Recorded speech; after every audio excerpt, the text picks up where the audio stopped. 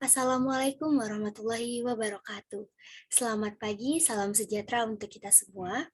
Yang terhormat Ibu Nindya Nuriswati Laili, SEMSC, selaku Pembina UKM Kewirausahaan Universitas Negeri Yogyakarta. Yang saya hormati kakak-kakak Dewan Pertimbangan Organisasi dan alumni UKM Kewirausahaan Universitas Negeri Yogyakarta. Yang saya hormati Saudari Risma Ardiana Triwidiastuti selaku Ketua UKM Kewirausahaan Universitas Negeri Yogyakarta tahun 2022. Yang saya hormati Saudari Sofia Aulia selaku Ketua Pelaksana Entrepreneurship Training Bidang Usaha UKM Kewirausahaan Universitas Negeri Yogyakarta tahun 2022. Yang saya banggakan seluruh peserta Entrepreneurship Training Bidang Usaha UKM Kewirausahaan Universitas Negeri Yogyakarta tahun 2022. Puji syukur kita panjatkan kehadirat Tuhan Yang Maha Esa, sehingga pada pagi hari ini kita dapat berkumpul dalam acara Entrepreneurship Training Bidang Usaha UKM Kewirausahaan UNY 2022 dengan tema Strategi Marketing untuk Meningkatkan Kualitas Produk di Masa Pandemi. Sebelumnya, izinkan saya untuk memperkenalkan diri. Saya Putri Tria Permata selaku Master of Ceremony akan menyampaikan susunan acara pada kesempatan kali ini. Acara yang pertama pembukaan, acara yang kedua materi, acara yang ketiga diskusi atau tanya jawab, acara yang keempat sesi dokumentasi atau foto bersama, acara yang kelima penutup. Acara yang pertama pembukaan. Marilah kita buka acara ini dengan berdoa bersama menurut agama dan kepercayaan masing-masing. Berdoa dipersilahkan.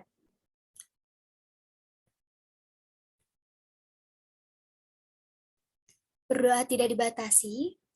Acara selanjutnya yaitu pemaparan materi yang akan disampaikan oleh owner Hydro Fatih Organic Flower Garden, yaitu Kak Indah Meliana Rahmati. Pemaparan materi kali ini dipandu oleh moderator kita, Kak Wildan Muhammad. Sebelumnya, izinkan saya membacakan CV dari Kak Wildan Muhammad. Untuk teman-teman yang bertanggung jawab share screen, boleh dimulai.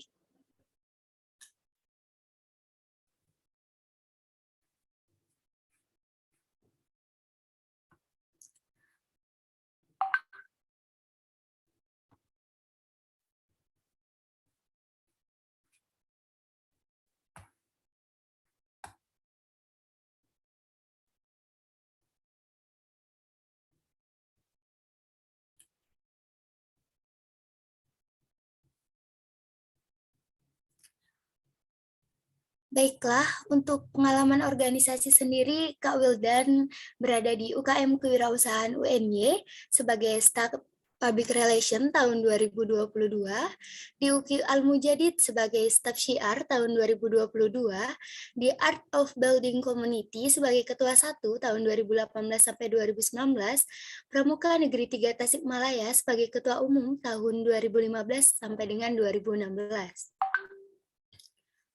Pengalaman kepanitiaan itu ada di bawah tercantum, dan prestasi sangat banyak ya Kak Wildan, ini prestasinya. Cukup sekian CV singkat yang bisa saya paparkan. Teman-teman yang ingin berkomunikasi atau mau info lanjut bisa langsung aja, kontaknya ada di situ. Baik, langsung saja sesi selanjutnya saya serahkan kepada Kak Wildan, waktu dan tempat saya persilahkan.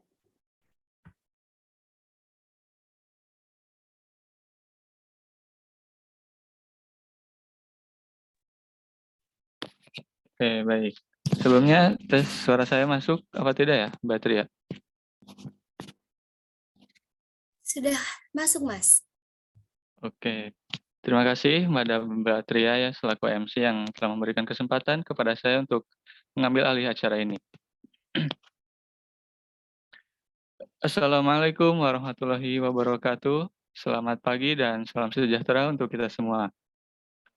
Puji syukur, marilah kita panjatkan kehadirat Tuhan Yang Maha Esa, sehingga pada siang hari ini kita dapat berkumpul dalam acara Entrepreneurship Training Bidang Usaha Unit Kegiatan Mahasiswa Kewirausahaan Universitas Negeri Yogyakarta. Salawat serta salam tak lupa juga kita panjatkan kepada Nabi Muhammad SAW, pemimpin yang bijaksana, suri tauladan kita semua, dan semoga kita mendapat syafaat dari beliau di hari akhir nanti. Baik, izinkan saya untuk memperkenalkan diri. Saya Wildan Muhammad Fadilah sebagai moderator yang akan membersamai rekan-rekan dalam sesi materi. Nah, di sesi materi kali ini kita bersama pembicara yang merupakan owner dari Hidrofatih Organic Flower Garden, yaitu Ibu Indah Meliana Rahmati. Halo Ibu Indah, selamat pagi.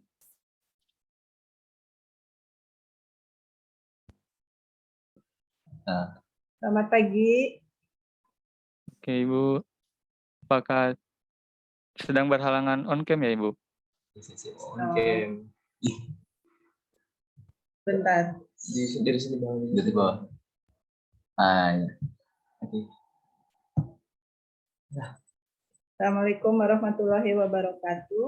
Waalaikumsalam. Waalaikumsalam warahmatullahi Halo Ibu. Halo. Kameranya Kameranya belum kelihatan ya? Iya Ibu, belum terlihat. Baik, mungkin sambil Ibu Indah memperbaiki teknis di sana, kita lanjut saja terlebih dahulu ya Ibu. Ya. Baik. Menjadi mahasiswa sekaligus menjadi seorang pengusaha tentunya tidak hanya sekedar impian, namun perlu juga untuk diwujudkan. Nah, maka dari itu, UKM Kewirausahaan berusaha memberikan wadah bagi teman-teman untuk mendapatkan pengetahuan bagaimana menjadi seorang pengusaha, terutama dengan ahli yang di bidangnya. Untuk itu, kami menyelenggarakan entrepreneurship training bidang usaha yang bertemakan strategi marketing untuk meningkatkan kualitas produk di masa pandemi. Baik, sebelum memasuki sesi materi, izinkan saya untuk membacakan sedikit CV dari pembicara kita, yaitu Ibu Indah Meliana Rahmati. Assalamualaikum warahmatullahi wabarakatuh. Waalaikumsalam warahmatullahi wabarakatuh. Maaf, ini ada sedikit teknis ya, kendala teknis. Sebetulnya kemarin kita juga baru Zoom meeting juga, kameranya on, tapi ini lagi dicek masalahnya di mana ya. Nggak apa-apa ya, cuma suara dulu sementara. Ya, baik Ibu, tidak apa-apa. Ya. Assalamualaikum warahmatullahi wabarakatuh. Terima kasih banyak kepada UNY yang telah memberikan kesempatan waktu untuk saya menjadi bagian dari seminar ini. Alhamdulillah kami bersyukur pada Allah Subhanahu wa Ta'ala atas waktu dan kesempatan yang telah diberikan. Salawat serta salam kita sampaikan kepada junjungan kita Nabi besar Muhammad SAW. Saya perkenalkan diri saya Indah Melina. Saya adalah pemilik dari Hidrofatih Organic Flower Garden. Kita di sini bekerja tim bertiga, saya, kemudian ada Hairul dari IPB Pertanian, kemudian ada Ibnu dari IT dari UNSU Universitas UISU karena baru gabung jadi saya belum detail. Kemudian saya sebagai pemilik dari Hidrofatih Garden, kami bergerak dalam usaha kebun bunga gitu. Kebun bunga organik yang kami tanam di ketinggian 600 dpl.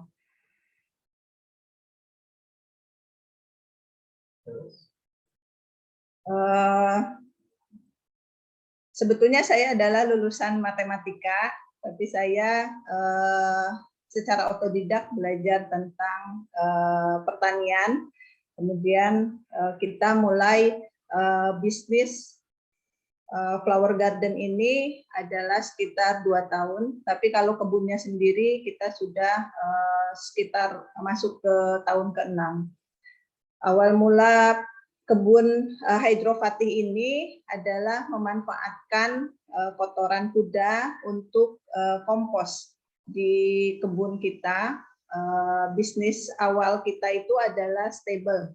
Jadi stable itu adalah tempat untuk berlatih berkuda di tempat kami punya beberapa kuda gitu. Kemudian karena komposnya itu berlebihan, bisa menghasilkan berton-ton setiap bulannya, maka saya berinisiatif untuk membuat kebun bunga ini gitu. Nah, kita udah ganti laptop ya. Bisa kelihatan kameranya. Bisa ya, Mas? Sudah, Ibu. Sudah, Ibu. Ya. Baik, Kemudian, mungkin sebelumnya ini mohon maaf Ibu, karena di sini masih terpampang tentang CV dari Ibu, mungkin bisa digantikan ya, teman-teman. Dan mungkin tadi juga sudah dijelaskan sedikit oleh Ibu bahwa Ibu merupakan lulusan dari matematika, tapi memiliki minat di bidang pertanian, khususnya di hidroponik ya Ibu. Mungkin ini teman-teman bisa digantikan saja share screen-nya. Ya, awal saya belajar memang di hidroponik, tapi karena kita memiliki sumber daya yang cukup besar, makanya kita mengganti dari hidroponik kemudian menjadi kebun organik. Jadi kita memanfaatkan kompos kotoran kuda untuk untuk menjadi media kita menanam bunga, dan ternyata memang untuk bunga-bunga ini kompos yang terbaik memang kompos kotoran kuda. Maka ketika kita membuat kebun bunga dengan bunga-bunga, memang benihnya hampir 90% impor dari Eropa, kemudian dari Amerika, dari Jepang, itu bisa berbunga meskipun hanya di ketinggian 600 dpl. Gitu. Selain fokus kebun bunga kita itu adalah bunga potong ya, bunga potong yang biasa dipakai floris untuk bikin buke, kemudian untuk dekorasi pernikahan. Selain bunga potong, kita juga memanfaatkan setiap bunga yang ada di kebun untuk produk-produk turunan. Itu 90% kebun kita bunganya itu adalah edible, jadi bisa dipakai untuk garnish di menu, kemudian bisa juga digunakan untuk skincare. Tapi tidak semua jenis bunga bisa dimanfaatkan untuk skincare.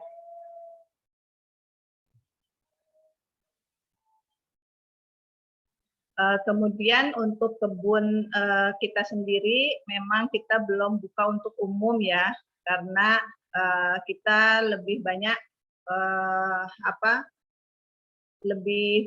bunga kita itu untuk bunga potong. Jadi pada saat ada yang datang ke kebun, biasanya bunganya memang tidak semua dalam kondisi mekar, karena kalau untuk bunga potong itu pada saat bunga mau mekar kita sudah potong, apalagi jika demand bunga potong itu tinggi, maka di kebun itu jarang yang bisa mekar full gitu. Jadi kalau ke kebun bukan seperti kita mengunjungi kebun bunga yang semuanya mekar gitu. Jadi peruntukannya memang berbeda.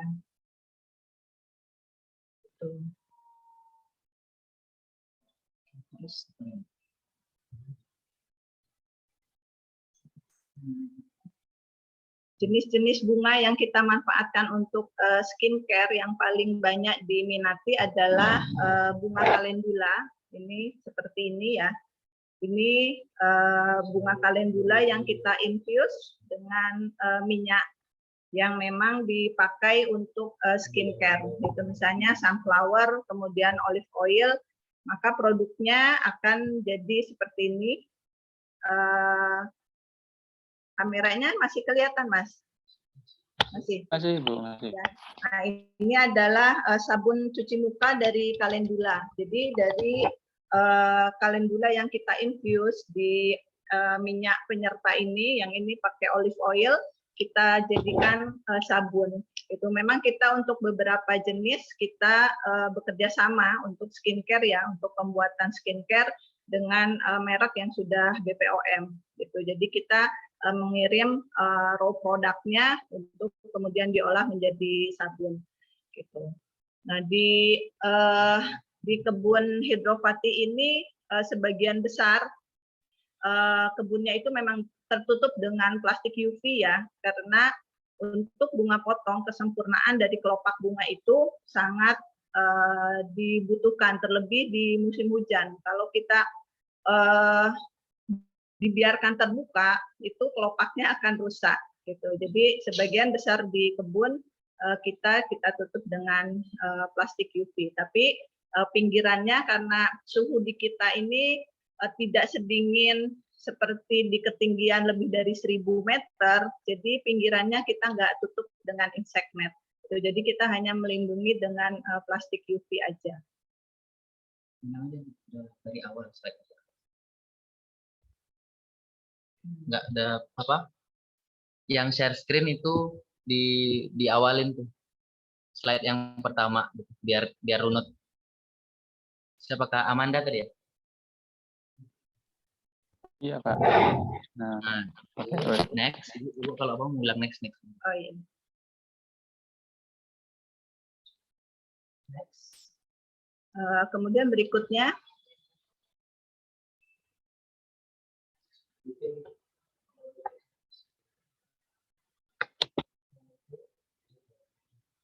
karena ketinggian di kebun kita itu hanya 600 dpl ya Mas. Jadi enggak semua jenis bunga bisa kita tanam. Misalnya tulip, ranunculus, kemudian anemo itu masih belum bisa kita tanam karena mereka membutuhkan suhu yang sangat dingin.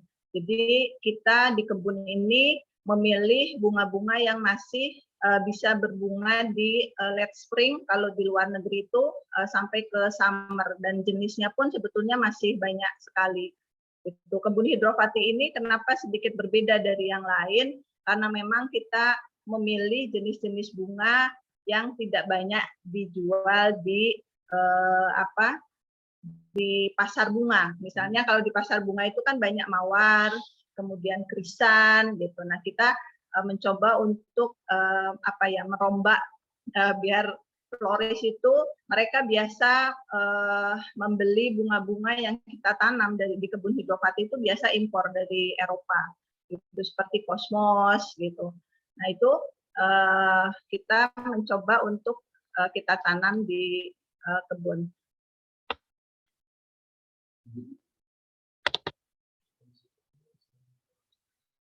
Selanjutnya, nah untuk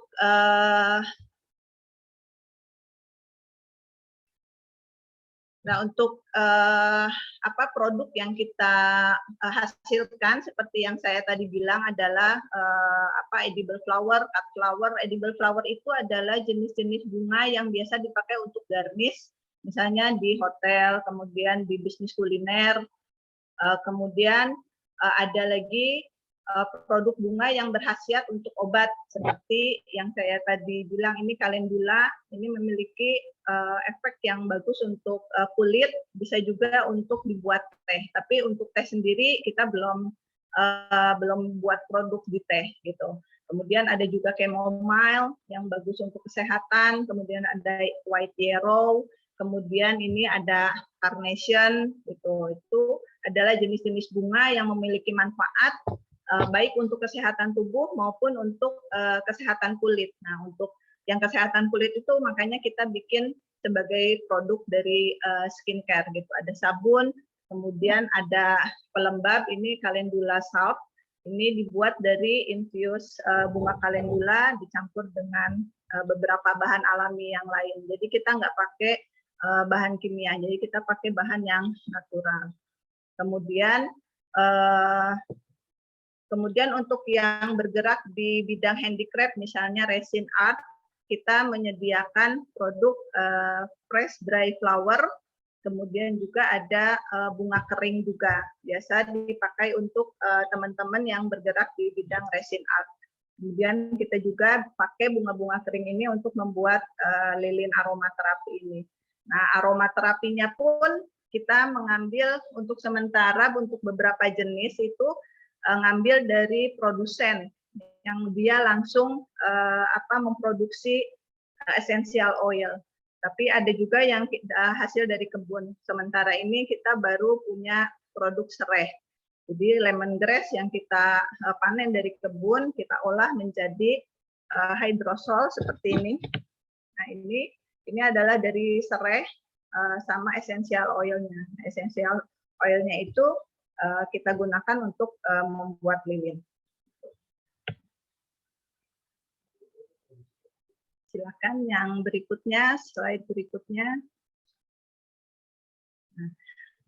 Nah, itu yang saya tadi bilang greenhouse-nya kita tertutup sama plastik UV ya untuk melindungi kelopak bunga, terkhusus untuk yang cut flower. Beberapa jenis itu sangat rentan terhadap curah hujan ya, kecuali untuk misalnya dahlia yang memang kita panen umbinya juga gitu. Ada beberapa yang masih di luar greenhouse. Silakan lagi. Next. Nah, kebun hidropati ini hanya dikunjungi oleh floris atau teman-teman dari universitas. Kemarin juga kita kedatangan dari Universitas Veteran ya untuk melakukan wawancara dari Fakultas Pertanian juga, dan floris yang pengen melihat bunga-bunga di kebun.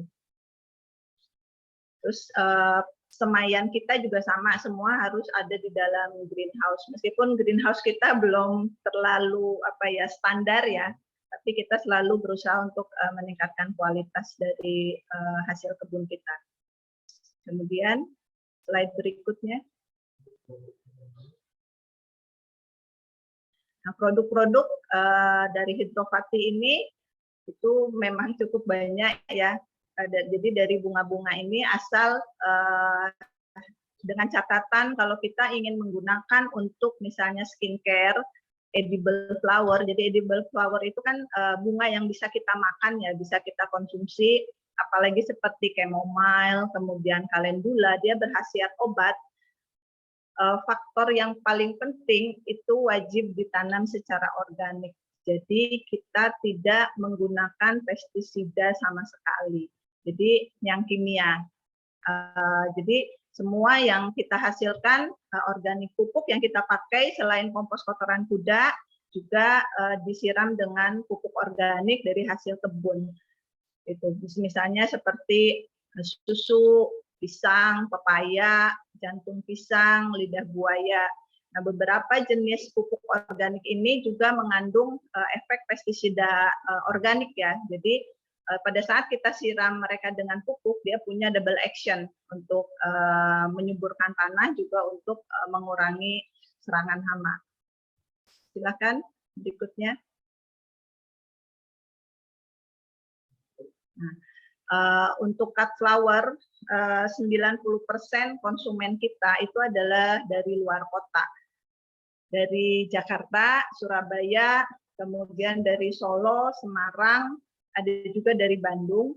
Nah, pengiriman untuk keluar kota yang paling penting adalah kita harus mencari ekspedisi yang bisa mengirim bunga, karena bunga kita dalam kondisi segar ya. Jadi kita harus mencari ekspedisi, kalau kita menggunakan travel sih, bukan ekspedisi biasa. Jadi si bunga itu dalam kondisi segar harus sampai ke kota tujuan, dimaksimalkan itu sehari sampai. Misalnya dari Jogja ke Jakarta itu dari Jogja jam 12.30 sampai ke Jakarta itu jam 12 malam. Biasa floris ada yang langsung ambil karena travelnya itu 24 jam.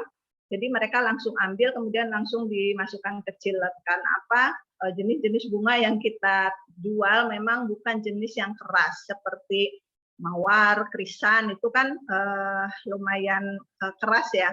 Nah kalau kosmos itu dia airy flower gitu yang rentan, kemudian dahlia, jadi secepat mungkin harus sampai ke tempat tujuan. Kalau untuk Solo, Surabaya, Semarang itu cuma dalam waktu 3-5 jam udah sampai, itu lebih safe gitu. Kita pakai travelnya Daytran, kita sudah kerjasama selama 2 tahun, sehingga kita diberikan fasilitas khusus untuk dari mereka dengan ongkos yang sangat murah kalau menurut kita dibanding ekspedisi yang lain. Jadi memudahkan. Jadi itu kita betul-betul harus mencari dan harus menjalin hubungan dengan ekspedisi juga. Itu kalau untuk bibit tanaman kita pakainya Paxel. Tapi kalau untuk produk-produk yang kita jual di Shopee, misalnya skincare, kemudian yang kering-kering itu pakai ekspedisi biasa, nggak ada masalah. Itu sama dengan juga edible flower. Edible flower kita hanya dikirim di dalam kota Jogja atau ke Jakarta atau ke kota-kota yang sama, bisa sampai same day. Itu jadi kita betul-betul harus mempertimbangkan waktu pengiriman. Gitu. Jadi kita nggak semua kota bisa kita handle untuk jenis card flower sama edible flower. Kemudian next, Mbak.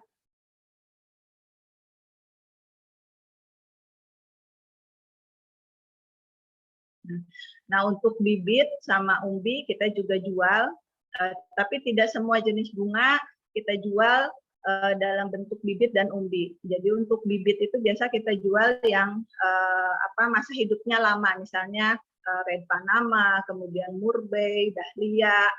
Umbi yang kita jual baru dahlia untuk beberapa jenis. Nah, untuk skincare-nya sendiri ini kita banyak sih kalau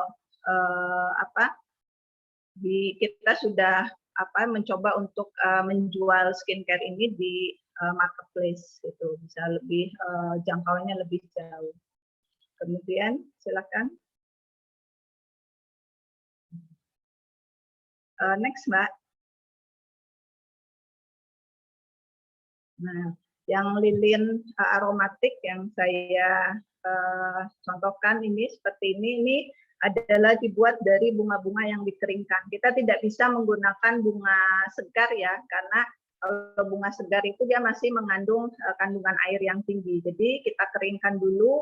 Kalau untuk lilin ini kita keringkan bunga dengan silika gel. Jadi warna bunganya ini bukan kita semprot, tapi ini asli warna bunga. Kemudian dia airnya sudah hilang pada saat kita pakai untuk produk ini, jadi tidak akan lagi keluar air dan tidak akan berjamur. Kemudian yang hydrosol yang kita punya baru lemongrass, karena yang hydrosol ini bergabung dengan produk essential oil. Jadi dari hydrosol ini kita pisahkan menjadi essential oil dan hydrosol ini. Dan ini untuk produk yang panennya massal, gitu. Jadi bukan produk yang sedikit. Jadi sekali kita proses, nah ini yang essential oilnya. Ini essential oil hanya mendapatkan 50 mili dari hampir 20 kilo serai. Gitu. Tapi kita akan menambah produk untuk yang essential oil dan hydrosol ini. Jadi karena beberapa jenis tanaman bisa kita tanam secara massal. Next.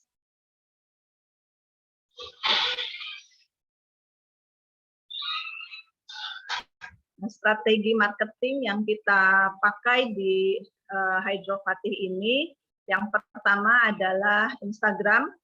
Yang pertama kita pakai itu adalah Instagram, di mana memang followers kita udah banyak, dan itu kita sudah istilahnya menjaga hubungan dengan para followers itu hampir 6 tahun. Memang yang paling penting kalau di Instagram, kalau untuk usaha, kalau yang saya rasakan itu adalah harus bisa berkomunikasi baik dengan para followers, berbahasa sopan, kemudian kita mau berbagi ilmu gitu. Jadi enggak kita cuma ini loh kebun bunga organik gitu, hanya memberikan secara garis besarnya aja, tapi kita secara detail memberikan pembelajaran juga untuk followers misalnya, karena jenis bunga itu kan banyak. Kita sudah menanam itu lebih dari 50 jenis dan setiap jenis itu memiliki penanganan yang berbeda. Jadi kita berusaha untuk memberikan tips dan trik untuk teman-teman followers yang mau juga belajar untuk menanam, dan itu hubungan itu yang bisa memberikan nilai plus untuk Instagram kita. Dan jangan lupa kalau di Instagram kita itu daily post itu harus wajib, dan kita selalu update gitu, nggak pernah kita pakai foto yang setahun yang lalu, atau jangankan setahun yang lalu, seminggu yang lalu pun kita jarang. Jadi apa yang kita post itu adalah update dari kondisi kebun.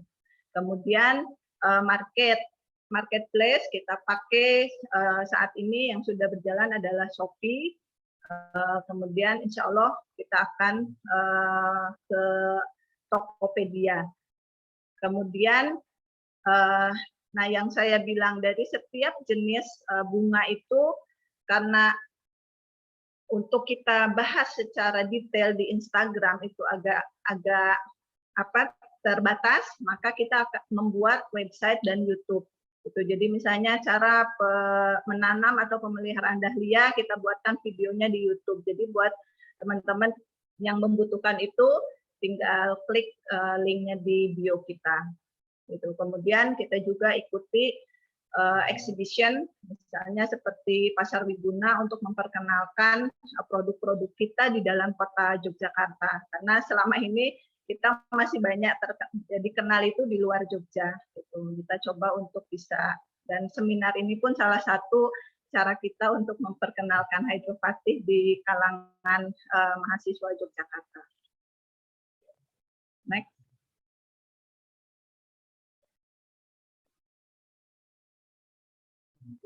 Nah, ini yang masih yang tadi online platform kita.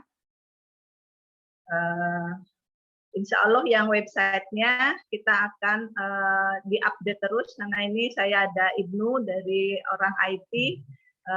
Biasanya saya handle sendiri dari mulai YouTube, website. Saya masih belum punya admin, jadi saya kelola sendiri berdua bersama Hairul. Nah, sekarang kita kedatangan orang IT yang bisa mengupdate lagi website sama YouTube kita, insya Allah. Karena apalagi untuk zaman pandemi seperti sekarang itu kayaknya semua via online, kita nggak bisa memungkiri, walaupun istilahnya usia saya sudah mau 50 tahun, tapi tetap harus merefresh semua kemampuan teknologi juga. Next.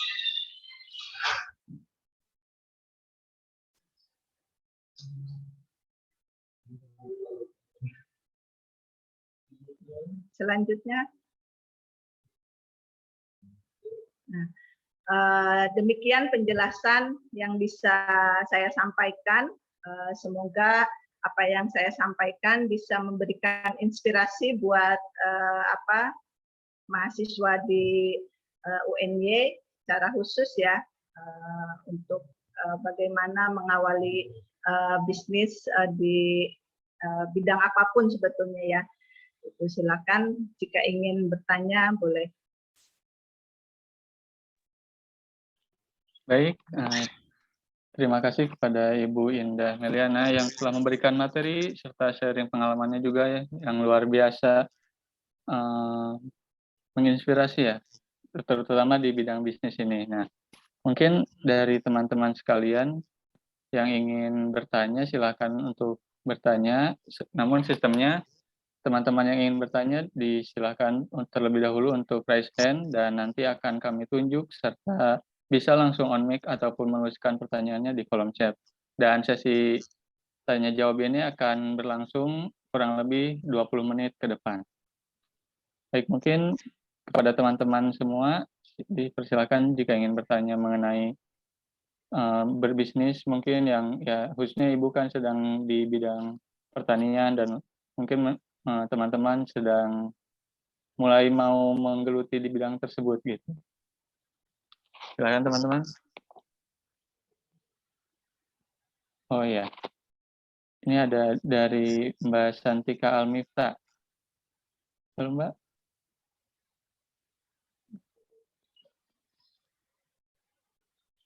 Apakah bisa on mic dan on cam ya Mbak?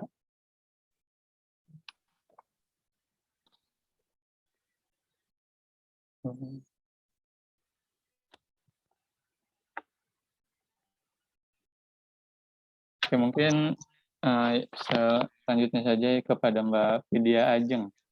Halo Mbak. Halo, Assalamualaikum. Waalaikumsalam. Bisa on cam nggak ya sebelumnya? Izin nggak on cam dulu ya Mas, soalnya ini kuotanya Oh iya.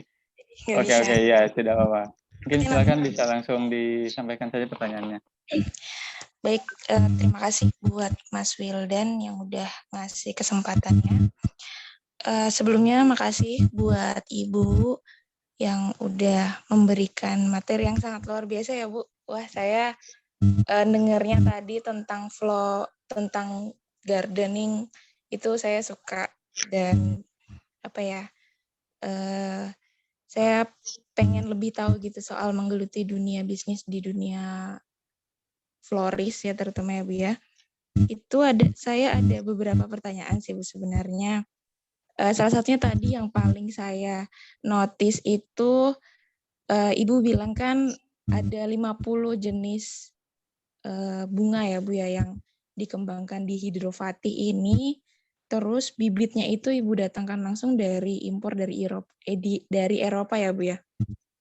Nah itu untuk sekali impor itu bagaimana ya Bu ya?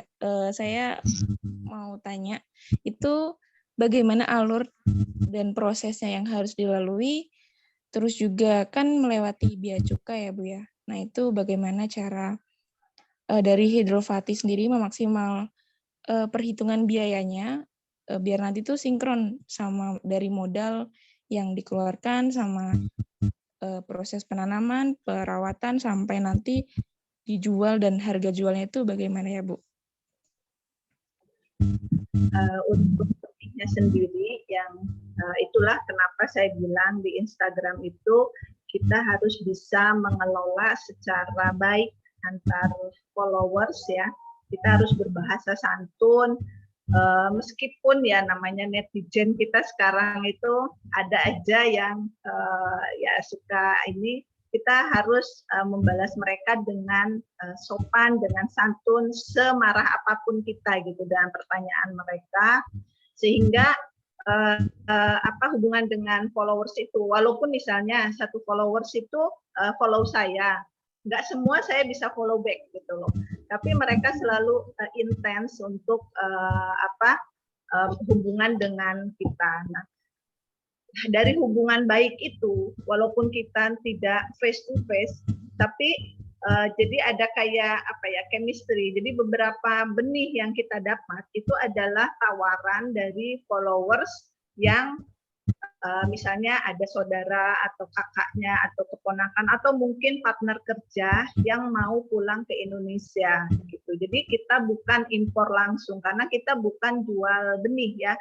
Jadi saya bisa nitip misalnya 10 atau 20 pack itu dari Eropa, dari Belanda, dari Jerman biasanya, yang cenderung harganya lebih murah dibandingkan kita beli dari Amerika. Kalau Amerika itu memang walaupun sebetulnya dolar sama euro itu lebih mahal euro ya, tapi karena mereka jual dengan jumlah banyak, kemudian harga yang lebih murah, jadi kita lebih comfort untuk belanja di Eropa. Gitu. Jadi kita bisa titip. Gitu. Jadi kita bukan impor langsung dari sana. Karena kalau untuk impor kita perlu izin, kemudian ada biaya pajak, kemudian karantina gitu, itu cukup besar gitu. Nah itu yang menjadi strategi kita untuk bisa mendatangkan benih. Jadi biasanya followers itu langsung japri saya Mbak, ini ada teman saya mau pulang dari Eropa gitu. Jadi itu yang kita selalu menjaga hubungan dengan followers itu. Gitu. Jadi tidak ada biaya, paling mahal itu saya just tip. Just tip itu cenderung murah untuk satu kali titip itu paling kita kena 150.000 untuk misalnya 20 pack benih gitu. Benih-benih yang kita pakai itu adalah yang merek High Rashid, kemudian Louis Garden itu yang dari Eropa.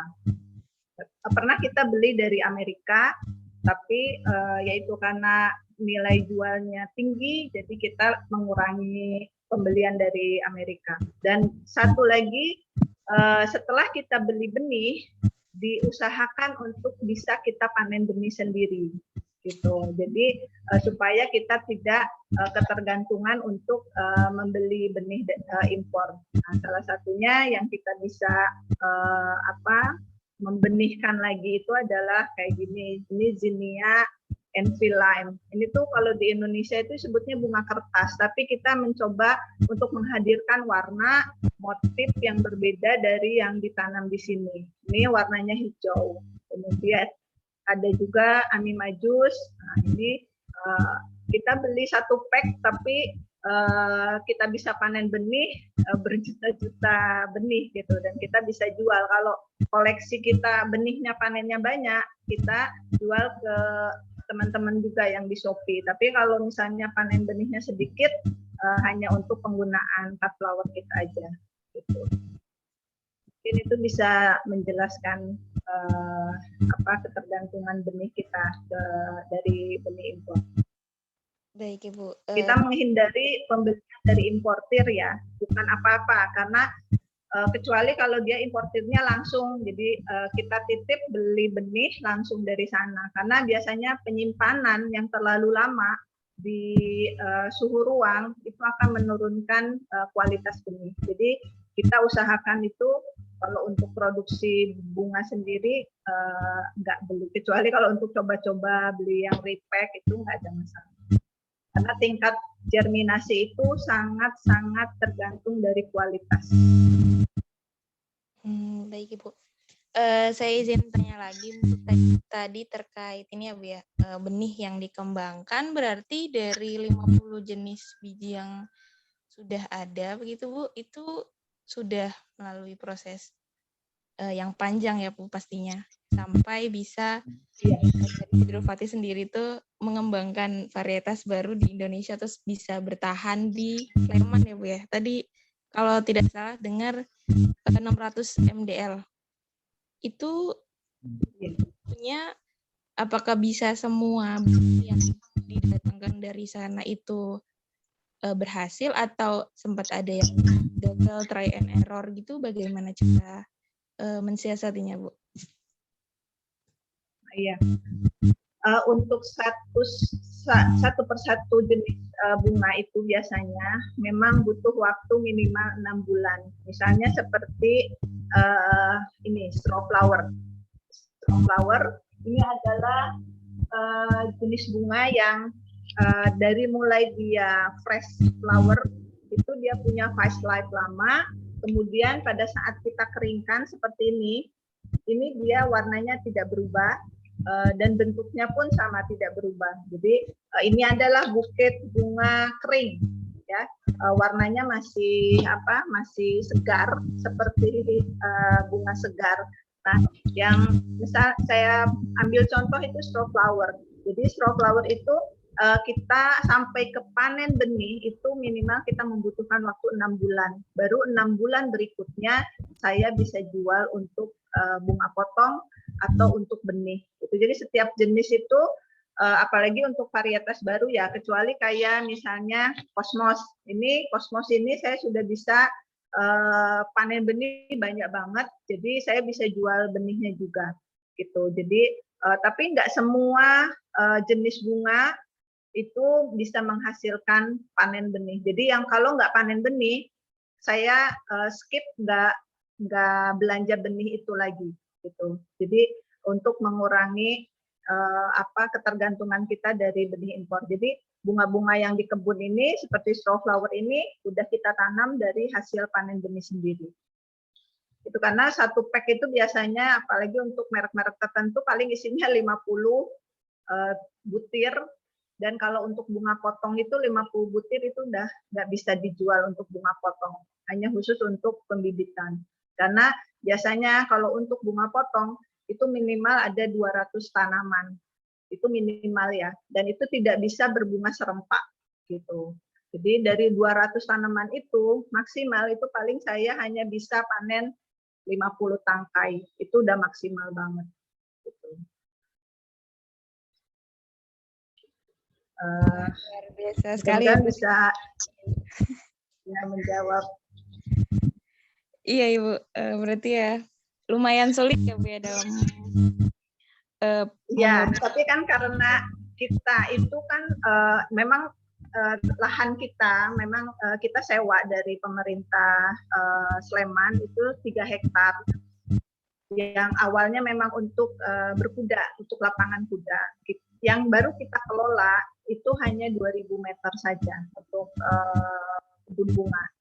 Masih ada rencana untuk menambah luasan kebun bunga, tapi kita memaksimalkan dulu yang ada dulu 2.000 meter, kemudian ada satu sisi kita kerjasama sama petani lokal. Ya Ibu, semoga segera terlaksana ya Bu ya, hajatnya, amin. Sama ini Bu, satu lagi terkait tadi kan proses tanaman bunga itu kan memerlukan waktu dan dia kan beda-beda ya Bu ya, di musim dan mungkin di waktu yang beda-beda. Nah itu kalau misalkan nanti ada dari customer-nya Hidrofatih yang pengennya nih punya custom, pengen minta yang ini, sedangkan di garden itu belum mekar atau baru dalam tahap proses apa yang masih ada beberapa bulan lagi, jadi tidak bisa atau tidak bisa memenuhi itu, bagaimana cara menanggulanginya Bu ya? Oke. Apakah diberikan diberikan pengetahuan dulu mungkin atau bagaimana Bu? Ya. Nah, kalau untuk pemesanan untuk florist biasanya kalau yang sudah repeat order itu biasanya mereka sudah paham bahwa di kebun itu kita menanam untuk sekali musim itu memang nggak semua 50 jenis langsung ya Mbak. Jadi kita misalnya dari 2.000 meter ini kita bisa menanam paling sampai maksimal 10 jenis. Gitu. Jadi florist itu bisa memesan sekali order itu minimal 3 jenis bunga, dan itu lebih menguntungkan sebetulnya untuk florist gitu, karena kadang untuk satu buke itu kan nggak semuanya misalnya mawar, kecuali untuk dekorasi pernikahan gitu. Jadi mereka bisa membeli misalnya Ami Maju 1 ikat, kemudian Cosmos 1 ikat, kemudian Gomprena misalnya 1 ikat, itu nggak masalah. Memang untuk keluar kota kita minimal order itu 150.000 per sekali order di luar biaya ongkos kirim. Nah, biasanya florist itu tanya dulu, misalnya dia ada pesanan untuk tanggal 15 April. Biasanya seminggu sebelumnya mereka sudah kontak kita, Mbak, bunga yang ready di kebun itu apa aja. Kita sudah bisa memperkirakan pekan ini yang akan kita bisa panen itu bunga jenis apa aja. Gitu. Jadi kita komunikasi, memang khusus untuk bunga potong itu masih saya sendiri yang handle, yang lain itu bisa yang handle itu Hairul. Gitu. Tapi untuk bunga potong sendiri karena yang tahu mana yang siap panen untuk bunga potong itu saya gitu.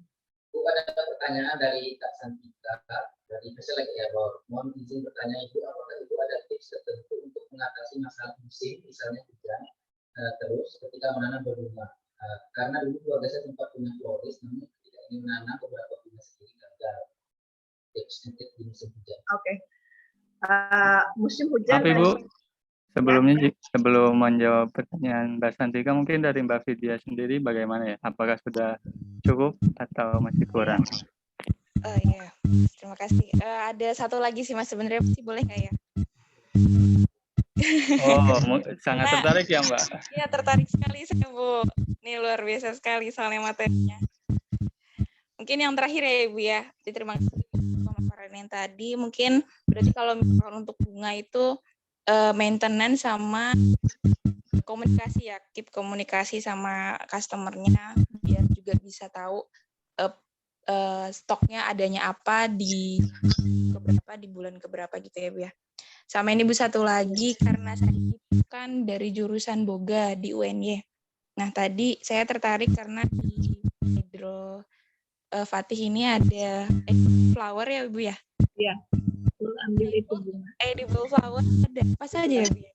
Di sana, dan mungkin bisa sedikit dijelaskan lebih mengenai edible flower. Ya. Nah, Ya. Edible flower itu memang kita harus betul-betul detail. Jadi saya setiap kali menanam satu jenis bunga yang saya pelajari, jadi saya pelajari meskipun sudah usia mau 50, setiap hari saya baca, misalnya satu jenis bunga yang mau saya tanam, itu yang saya pelajari dari mulai kebutuhan suhu, karena negara 4 subtropis country itu kan dia punya 4 musim ya. Biasa mereka menanam bunga itu dari mulai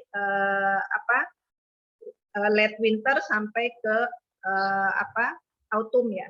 Nah, itu kita harus tahu misalnya kalendula itu ditanam di musim apa dan kebutuhan suhunya berapa. Itu kita harus belajar. Kemudian selain kebutuhan suhu, itu menentukan kita keberhasilan untuk menanam benih.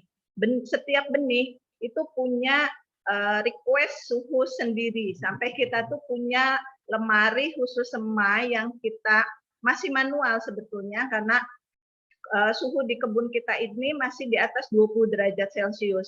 Maksimal itu kalau siang sampai 27 gitu. Dan kombinasi antara kompos kotoran kuda dengan lingkungan yang kita ciptakan itu ya sampai saat ini alhamdulillah bisa menanam jenis-jenis bunga yang masih bisa ditanam di spring, misalnya sweet pea, scabiosa, kemudian lace. Lace itu sebetulnya membutuhkan suhu yang rendah, chamomile gitu. Jadi media tanam pun sangat penting. Nah, kemudian setelah kita mempelajari suhu yang dibutuhkan untuk dia tanam, kemudian saya selalu mencari tahu dia edible atau enggak gitu. Karena ada juga bunga yang beracun gitu. Jangan sampai kita mengkonsumsi bunga yang beracun seperti hemlock. Hemlock itu mirip sama amimajus bentuknya.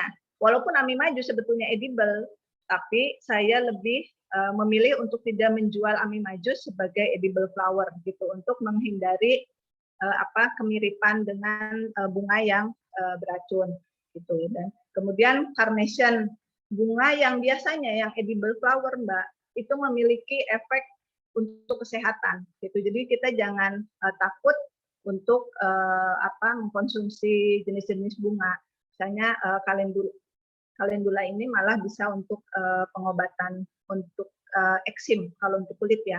Tapi untuk kalau ini dia punya antioksidannya tinggi. Jadi betul-betul kita pelajari per jenis bunga, dia edible atau enggak. Jawabannya lah sangat bermanfaat sekali. Terima kasih Ibu. Ya, semoga usahanya makin lancar, amin. Nanti bisa saya kontak ya, saya bisa follow Instagram dan YouTube-nya mungkin ya. Ya Bu, terima kasih. Baik, saya kembalikan ke host. Baik, terima kasih Mbak Vidya Ajeng. Terlihat sangat antusias dan mungkin mudah-mudahan ke depannya bisa mengikuti jejak Ibu Indah ya. Amin. Mungkin ini yang selanjutnya dari Mbak Santika juga nih terkait bagaimana mengatasi musim atau masalah musim, misal mau menanam tapi musim hujan terus-menerus, karena sempat mengalami juga ya di keluarganya. Mungkin Ibu bisa memberikan tips and triknya, Bu. Silakan. Yang pertama, memang hujan itu anugerah buat kita ya. Kadang di musim hujan gitu tenaga kita berkurang untuk nyiram ya. Tapi hujan juga musim yang sangat beresiko tinggi untuk kita tanam jenis bunga. Makanya kenapa sebagian besar kebun kita ditutup sama plastik UV, yaitu untuk melindungi curah hujan yang tinggi yang bisa membuat kelopak bunga itu rusak. Gitu. Karena sekali hujan itu, apalagi kelopak bunga misalnya seperti carnation ini carnation ini kelopaknya sangat tipis. Jadi kalau kena hujan itu udah langsung hancur. Gitu. Nah, itu salah satu cara kita untuk melindungi kelopak bunga dengan memakai plastik UV. Yang kedua, biasanya hama yang menyerang tanaman itu lebih dahsyat dibandingkan musim kemarau. Untuk jenis-jenis tertentu, misalnya seperti chamomile, itu sangat rentan hama, apalagi musim hujan. Jadi kita untuk chamomile itu biasanya kita tanam di musim ujung musim hujan. Jadi pada saat dia berbunga itu adalah di musim kemarau. Jadi untuk jenis-jenis tertentu betul-betul kita pelajari aja. Tapi kalau untuk jenis seperti celosia, nah celosia ini jenis bunga yang tahan terhadap hujan. Jadi kita bisa tanam dia di luar greenhouse. Gitu. Dan yang penting adalah mungkin di channel YouTube kita udah sharing juga bagaimana kita membuat pupuk untuk yang memiliki efek double action sebagai pestisida organik juga, seperti lidah buaya, kemudian jantung pisang, gitu, susu. Dia bisa menjadi proteksi juga untuk tanaman gitu. Jadi sekalian kita menyuburkan tanah juga bisa mengurangi hama untuk tanaman. Kalau untuk semprotnya sendiri kita jarang juga semprot pestisida organik karena kita mencoba untuk melakukan yang seefektif mungkin. Jadi pada saat kita siram pupuk, kita juga siram pestisida organik itu. Gitu.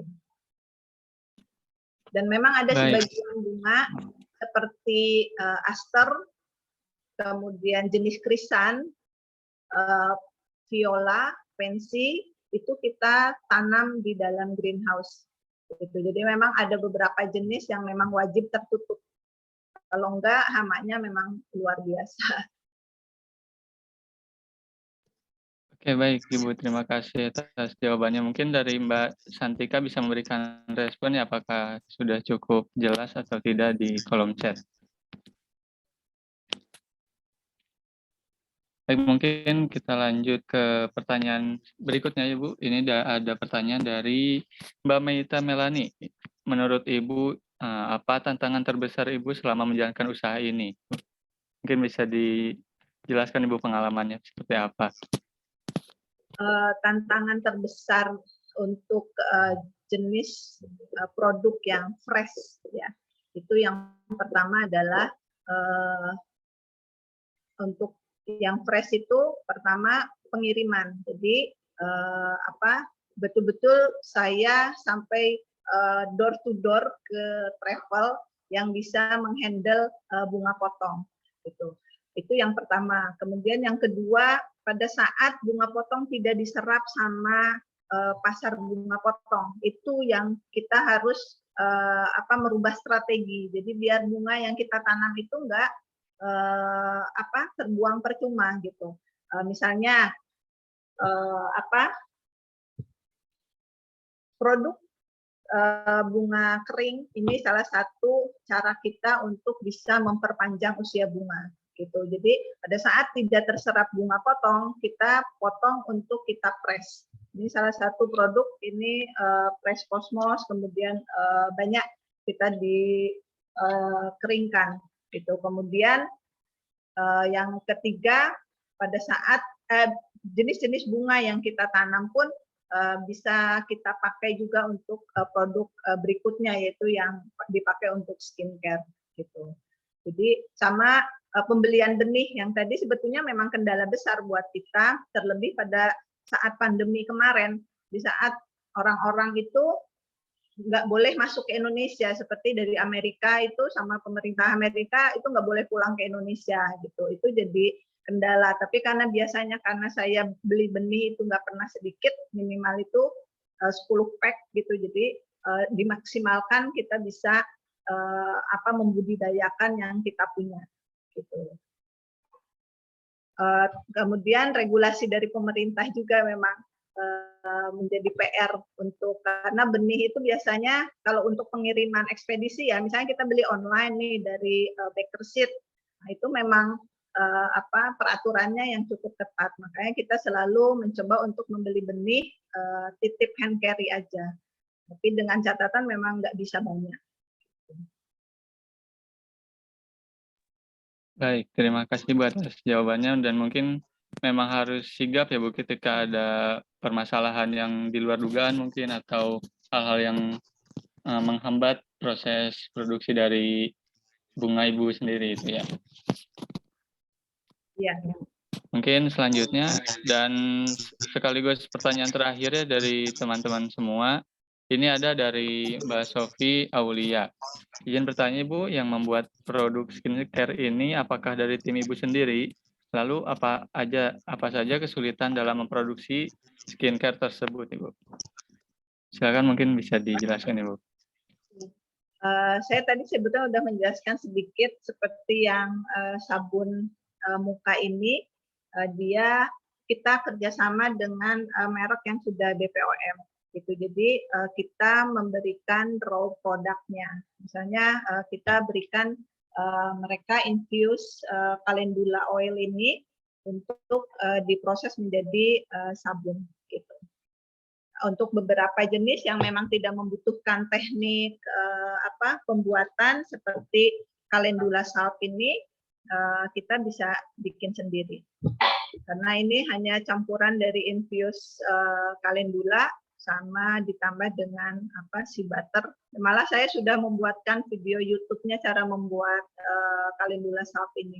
Dan biasanya setiap produk yang kita jual itu kita pakai sendiri gitu. Jadi enggak selama saya sudah memakai calendula salt ini udah hampir 5 tahun gitu. Jadinya tidak ada kendala, baru kita akan jual ke masyarakat gitu. Kemudian yang deodoran juga sama, kita bikin sendiri gitu. Tapi untuk produk-produk karena tenaga kerja juga kita sedikit ya, jadinya ada beberapa yang kita kerjasama dengan orang lain seperti essential oil juga gitu, kita berpartner sama produsen essential oil, jadi kita bawa raw produknya ke mereka untuk diproses, baru kita jual gitu. Memang hal-hal seperti itu memang harus jadi bagian dari usaha kita, karena kita nggak bisa handle semua gitu. Hanya strategi kita aja gimana caranya biar produk kita bisa terjual gitu. Kita bisa kerjasama dengan orang lain. Baik, ya mungkin seperti yang tadi Bu bilang juga ya, kolaborasi dan menjaga hubungan baik dengan para followers dan para pihak-pihak yang bisa bekerja sama itu harus dijaga ya Bu. Iya, dan sesama pebisnis juga, misalnya saya jual edible flower ya, saya berhubungan baik juga dengan petani edible flower yang lain gitu. Jadi kita jangan merasa bahwa mereka itu saingan kita, jangan gitu. Kita bersama-sama istilahnya, karena pasar itu banyak sekali gitu, dan setiap yakinlah bahwa Allah itu sudah memberikan rezeki untuk kita masing-masing gitu. Jadi biasanya kalau saya berpartner sama edible flower dari Jakarta, nah nanti customer yang dari Jakarta butuh cepat, nah saya kasih ke yang orang dari Jakarta gitu. Kalau yang Jakarta ada customer orang Jogja, dia butuh cepat, mereka kasih ke kita gitu. Jadi kita kerjasama itu nggak cuma sama followers, tapi juga sesama yang bergerak di bidang yang sama gitu. Atau misalnya kita butuh nih, ada florist, dia minta ke kita bunga mawar misalnya, karena kita nggak punya bunga mawar, yang saya kasih kontak yang jual mawar gitu. Jadi kita bergerak itu bersama-sama gitu.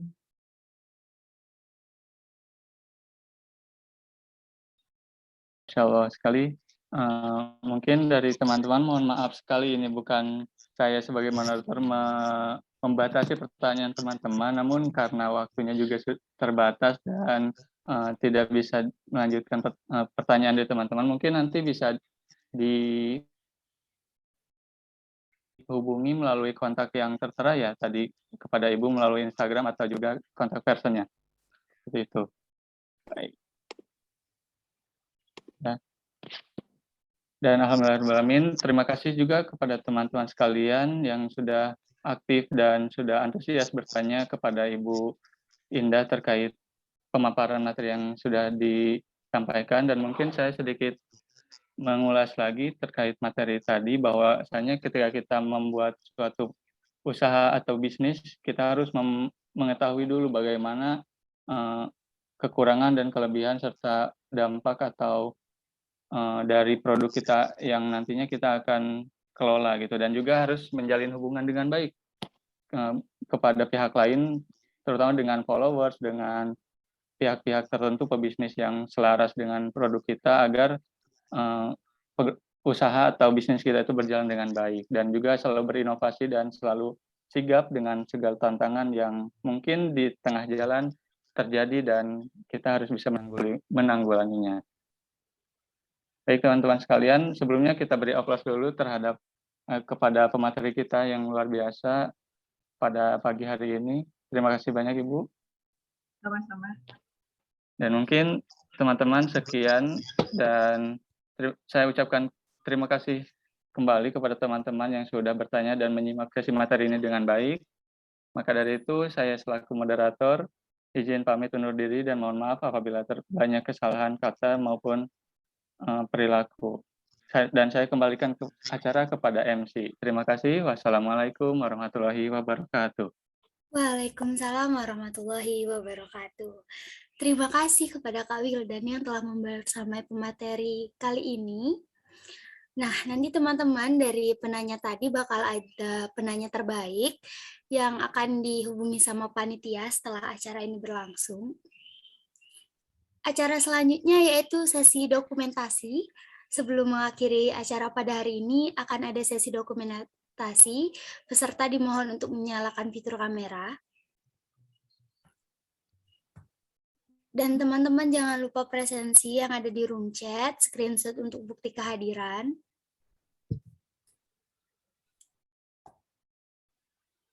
Ya, teman-teman, ini kapan lagi nih kita bisa satu ruang Zoom juga nih dengan Ibu Indah ini. Kesempatan yang langka ya, Mbak Tria. Iya, benar banget.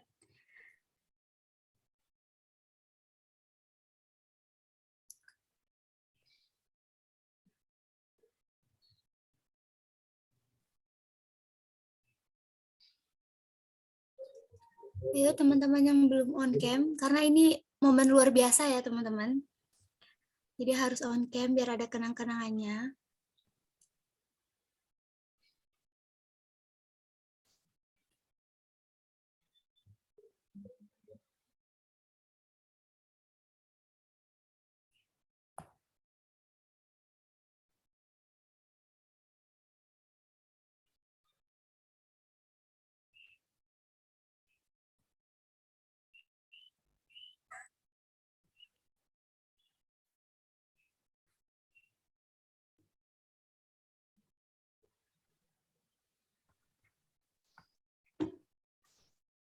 Baik, izin masuk untuk apakah teman-teman ada yang mau nyalain kamera lagi? Baik, kalau tidak ada mungkin bisa langsung saja untuk sesi dokumentasi pada kali ini. Untuk sesi dokumentasi dihitung dari 1 sampai 3. Langsung saja. 1, 2, 3. Baik, sekali lagi. 1, 2, 3. Satu kali lagi. 1, 2, 3. Baik, terima kasih untuk teman-teman yang sudah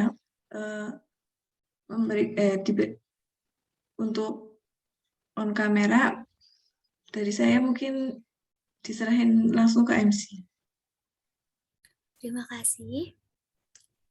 Baiklah, acara selanjutnya itu adalah penutupan. Terima kasih kepada seluruh peserta yang telah antusias dan bersemangat mengikuti kegiatan entrepreneurship training bidang usaha dari awal hingga akhir. Tentunya banyak ilmu dan pengetahuan baru yang didapatkan. Semoga kegiatan ini bermanfaat dan dapat menumbuhkan semangat untuk terus kreatif, inovatif, dan berprestasi. Tak terasa telah sampai di penghujung acara. Acara yang selanjutnya adalah penutup. Mari kita tutup acara ini dengan doa bersama menurut agama dan kepercayaan masing-masing. Berdoa dimulai. Berdoa selesai. Sekian dari saya selaku pembawa acara pada hari ini. Mohon maaf apabila terdapat kesalahan kata maupun perbuatan yang kurang menyenangkan. Saya Putri Tria Permata pamit undur diri. Terima kasih. Wassalamualaikum warahmatullahi wabarakatuh. Waalaikumsalam warahmatullahi wabarakatuh.